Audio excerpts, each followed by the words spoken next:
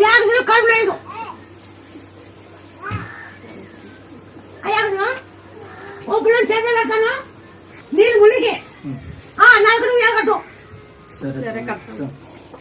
ఎన్నేళ్ళకి ఇచ్చింది 13 ఏళ్ళకి ఈ పాప వెనకల 13 ఏళ్ళకి మేము ఏమంటే దినా ముత్యాల మోతా దినా ముత్యాలు పోయి ఆడు వేలు కట్టి కట్టాను ముత్యాలు 4 నెలలు పెట్టారు ఫస్ట్ కొత్తలో ఒక నిలబడి పడిపోయింది